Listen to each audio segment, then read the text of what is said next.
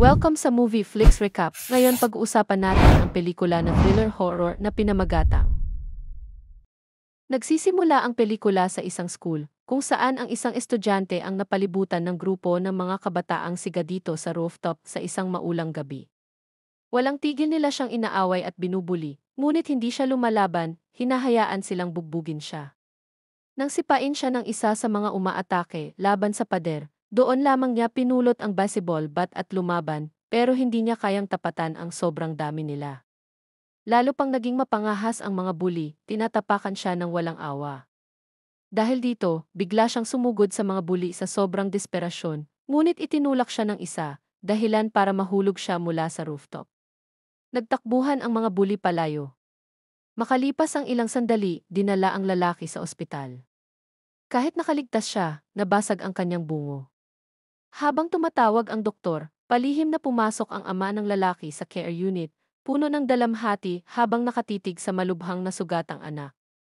Gayunpaman, ang mga mata ng bata ay nabalot na ng puot, determinado na patayin ang lahat ng bully. Pumapangit ang kanyang mukha sa galit at hindi na makontrol ang kanyang katawan. Nakita ito ng ama, kaya humingi siya ng tawad habang kinukuha ang isang Biblia mula sa istante at pinukpok ang anak.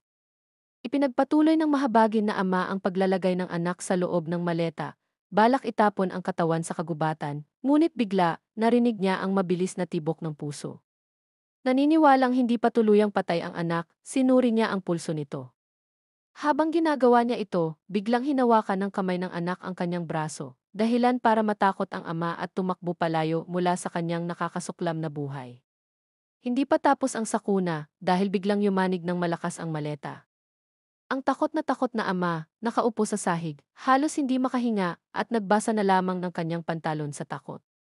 Lumipat ang eksena sa isang tahimik na silid-aralan, kung saan ang mga estudyante ay nagpapalitan ng duty sa hallway.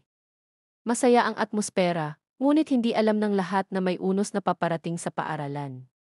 Isang babaeng nakaduty ang biglang nakarinig ng ingay mula sa katabing laboratory at nagpa siyang silipin. Wala siyang nakita at aalis na sana siya nang gumalaw ng bahagya ang maleta sa sahig. Dahil sa kuryosidad, marahan niya itong binuksan at nakita ang isang cute na hamster. Ngunit sa sumunod na sandali, naging agresibo ang hamster at kinagat ang kanyang mamantikang daliri. Sakto namang bumalik ang guro sa agham sa lab at tinanong kung ano ang ginagawa niya roon. Dahil takot na mahuli, agad siyang umalis, ngunit nahawakan siya ng guro mula sa likod. Sa huli, tinurukan siya ng lalaki ng pampakalma at ikinulong sa lab. Pagdating ng isa pang babaeng guro na naghahanap sa nawawalang babae, agad siyang dinismiss ng guro sa agham gamit ang isang palusot, ngunit pagbalik niya sa lab, nagsimula ng dumugo ang ilong ng babae at naging marahas ito. Kailangan niyang dagdagan ang dosis ng pampakalma para mapigil ito. Ngunit habang nagtuturo siya sa klase, nakawala at nakatakas ang babae. Balot ng dugo, pumasok siya sa silid-aralan at sinabi na ikinulong siya ng guro sa agham.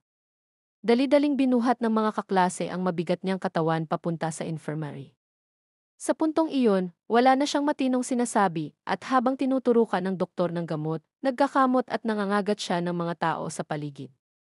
Dahil wala nang magawa, tumawag ang mga kaklase niya ng ambulansya para dalhin siya sa ospital. Ibinunyag na ang ama ng batang binuli sa simula ng kwento ay siya ring guro sa agham sa school lab. Ang lalaking ito, si Chan, ay minsang naging henyo noong kabataan niya, pero sa hindi malamang dahilan, nauwi siya bilang guro sa agham. Madalas pag-usapan ng mga estudyante na palagi siyang may amoy bulok na laman. Sa realidad, ang amoy na iyon ay mula sa hormone substance na pinag-aaralan niya sa loob ng maraming taon, umaasang mapalakas ang katawan ng anak para hindi na ito mabuli. Ngunit nagmutate ang hormone substance sa anak niya, naging zombie virus, na siyang dahilan kung bakit biglang lumaban ang dating mahiyain na bata noong gabing iyon. Ang babaeng estudyanteng ikinulong ni Chan sa lab ay isa sa mga bully na ng tormenta sa anak niya. Bumalik si Chan sa lab, ngunit wala na ang babae, kaya siya'y kinabahan. Natakot siyang kumalat ang virus at magdulot ng krisis sa buong lungsod.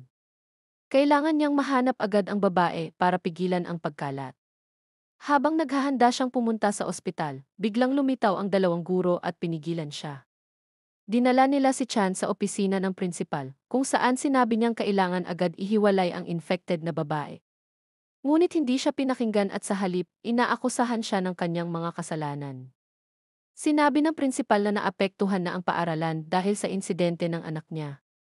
Nagalit si Chan, sinabing ang anak niya ang totoong biktima at itinago ng paaralan ang insidente. Ang prinsipal ay isang hipokritong nakasuwit, iniisip lamang ang reputasyon at walang pakialam sa damdamin ng guro at magulang. Gusto lang niyang matapos ang problema nang hindi isinasangkot ang ibang institusyon. Dahil dito, tumalikod si Chan at umalis. Biglang dumating ang dalawang pulis, inaresto si Chan at dinala siya sa interrogation room. Samantala, ang doktor na nakagat ng babae ay nakaranas ng biglang pagbabago sa sugat sa kanyang kanang braso. Kumalat ang mga itim na ugat, namula ang kanyang mga mata, at tumaas ang temperatura ng katawan na nagdulot ng panginginig. Pagkatapos ng sunod-sunod na malutong na tunog ng nababasag na buto at pag-uga ng katawan, tuluyan siyang naging zombie. Tanghaling tapat na, uwian na ng mga estudyante at naglalakad sila sa campus. Sa labas ng infirmary, dalawang pasaway na lalaki ang naglabas ng kanilang cellphone para i-record ang nangyayari, ngunit biglang lumabas ang dugo ang doktor mula sa silid. Nanatiling kalmado ang lalaking nagvi-video, itinutok ang kamera sa eksenang kapanapanabik. Ngunit nang kagatin ng doktor ang mukha ng kaibigan niya, napagtanto niya ang may mali. Ang nakagat na estudyante ay naging zombie rin, sumugod sa classroom, at kinagat ang kahit sinong makita at kahit sinong mabaho ang amoy. Sa loob ng wala pang isang minuto, dalawa pang estudyante ang inatake. Bago nito, hindi tumigil ang campus bullying. May mga nakaunipormeng high school students pa ring masasama ang asal, gumagawa ng kalokohan sa maduming sulok ng campus. Hinila nila ang babaeng si Min at isang lalaki papunta sa gusaling ino-construct. Sa sumunod na segundo, pinunit nila ang damit ni Min at pinilit ang lalaki na kuhanan siya ng litrato. Biglang dumating ang gwapong lalaking si Lee. Dati siyang kasapi ng grupo, ngunit nagbago na siya. Pinatigil ni Lee ang mga bully at sinubukang ilayo ang dalawa, ngunit tinakot siya ng grupo na ipopost nila ang nakakahiyang video online kapag umalis si Min dahil ayaw niyang masira ang reputasyon niya, napilitan si Min na manatili. Nang magsimula ang zombie outbreak, walang mapuntahan si Min kaya umakyat siya sa rooftop ng school building para tapusin ang kanyang buhay. Habang handa na siyang tumalon, lumitaw ang lalaki sa likod niya. Napagtanto ni Min na may damdamin ang lalaki para sa kanya, ngunit inisip niyang mas lalo lang silang lalayuan kung parehong mahina ang nagkarelasyon. Sa sinabi niyang iyon, napaiyak na lamang ng tahimik ang lalaki. Biglang nagtalunan ang mga tao mula sa gusali, dahilan para mahinto si Min sa pagkitil ng buhay. Samantala, kumakain sa cafeteria ang lalaking si San at ang babaeng si Nam. Matagal na silang magkaibigan mula pagkabata, ngunit hindi gustong manatili ni San sa pagiging magkaibigan lang. Gusto niya itong maging hormoneship, ngunit takot siyang mawala siya, kaya hindi niya sinasabi ang tunay niyang nararamdaman. Ngunit nang malaman niyang gusto ni Nam si Lee at hindi siya, napatulala siya. Bigla namang sumugod ang napakaraming estudyante sa cafeteria, nagtatakbuhan na parang may iniiwasan. Sa kaguluhan, natumba si Nam. Sa halip na tumayo at tumakbo, nanatili siyang nakaupo sa sahig. Dahil dito, sinugod siya ng isang zombie. Nagkalat ang napakaraming zombie sa campus, kinakagat ang sinumang nakasalubong nila. Sa opisina ng prinsipal, patuloy na nakiusap ang prinsipal sa leader sa telepono. Wala siyang pakialam sa buhay ng mga estudyante at sinabi pa niyang kinumpiska na ng school ang lahat ng cellphone.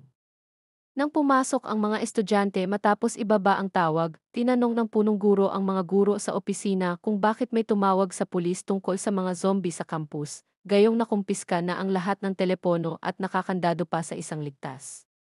Sa puntong ito, tinanong ng isang babaeng guro ang punong guro kung paano niya nasabing ayos ang lahat, samantalang magulo ang sitwasyon at dapat sana itinawagan nila ang pulis at pinalikas ang mga estudyante. Gayunpaman, hindi pinansin ng punong guro ang kanyang payo.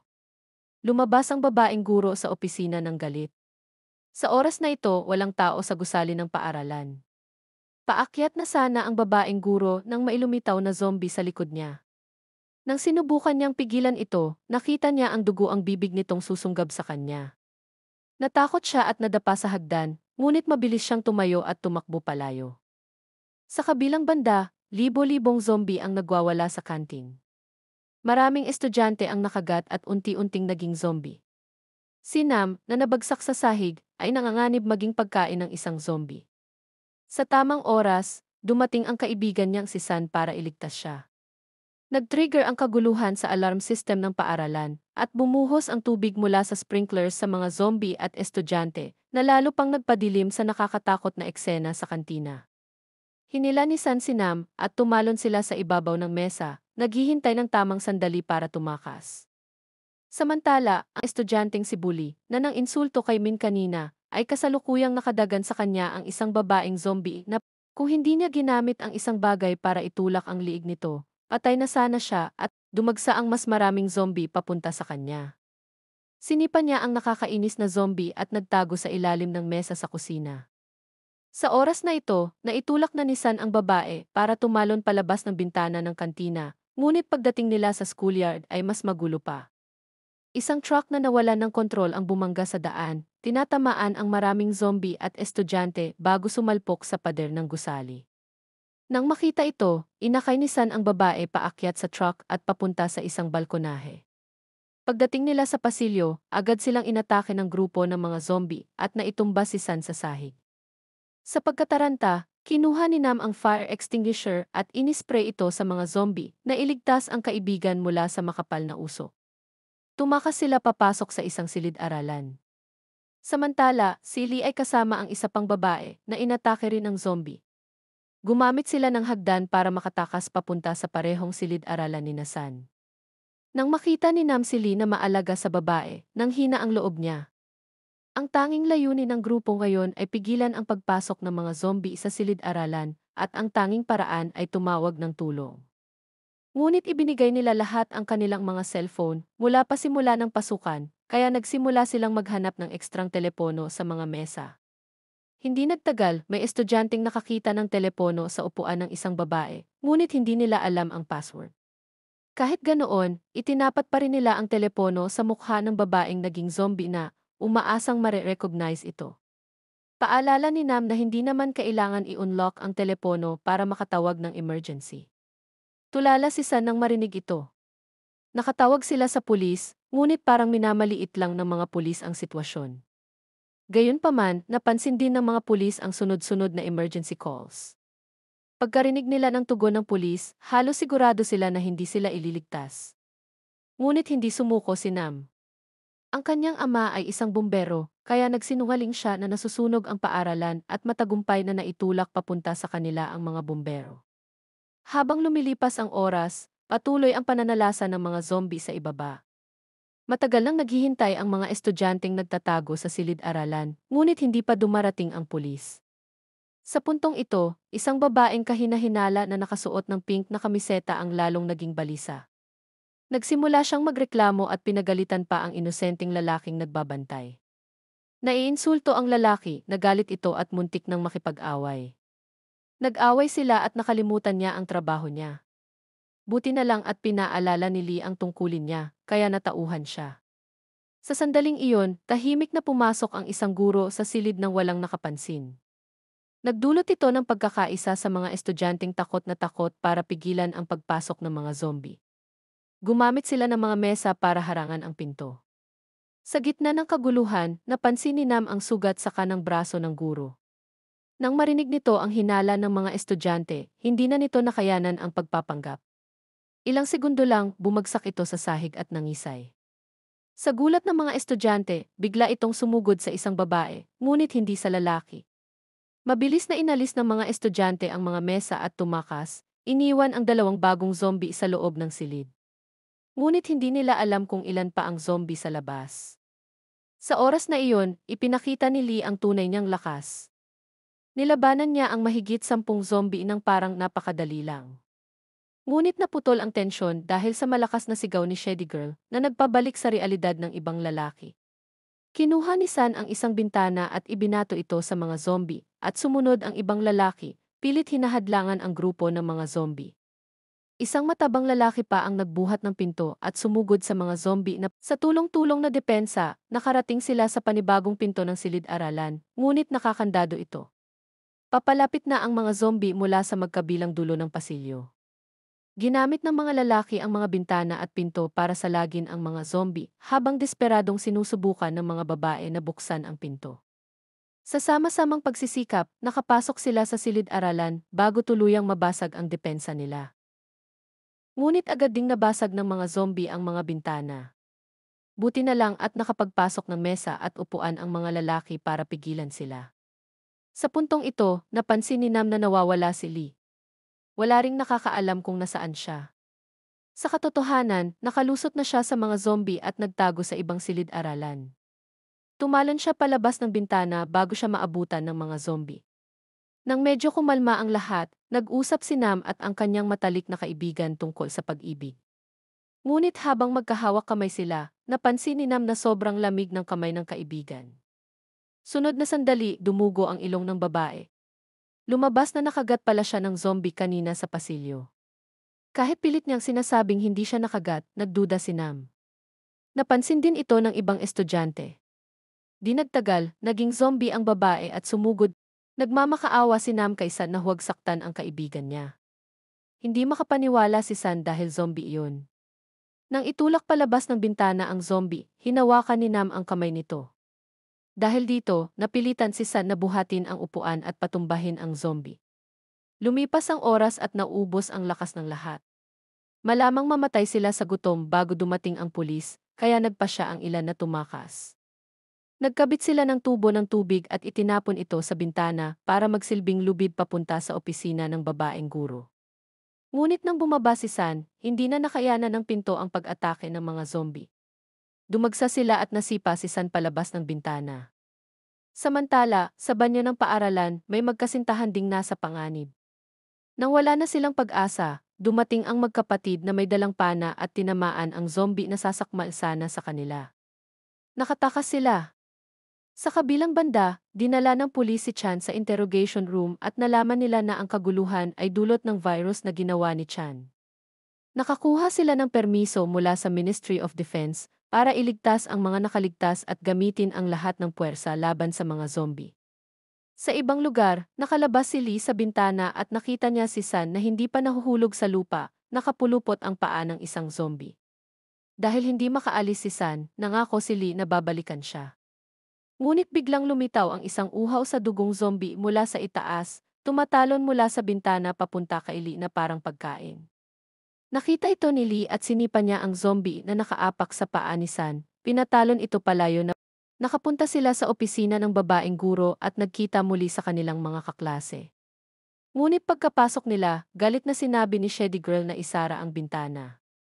Hindi na kinaya ng inosenteng lalaki ang kayabangan nito at tinanong kung sarili lang ba niya ang iniintindi, ngunit ininsulto siya ni Shady Girl. Nakiusap ang babaeng guro para ipaliwanag ang insulto. Ayaw ipaliwanag ng mga estudyante. Ipinaliwanag ni Lee na ang insulto ay patungkol sa mga estudyanteng mahihirap. Natural na minamaliit sila ni Shady Girl. Nagawa ng guro na pansamantalang payapain sila, ngunit hindi nakinig si Shady Girl sa payo nito. Pagkatapos kumalma, sinubukan ng grupo na humanap ng paraan para humingi ng tulong gamit ang computer sa opisina. Sa isang banyo, isang babaeng buntis ng 10 buwan ang nanganak mag-isa. Matapos tiisin ang matinding sakit, naisilang niya ang sanggol, ngunit iniwan niya ito sa banyo at umalis. Pagkalabas niya, nakita niya ang mag-ina na nag-aalaga sa isa't isa sa upuan sa labas. Kahit ganoon, hindi niya pinansin ang sariling anak. Naglakad siya sa kalsada nang biglang may rumagasang police car at bumangga sa kotse sa harap niya. Sa takot, nadapa siya at hindi makagalaw. Bumukas ang pinto ng police car at lumabas ang 2 pulis na nanginginig at nakakatakot ang hitsura.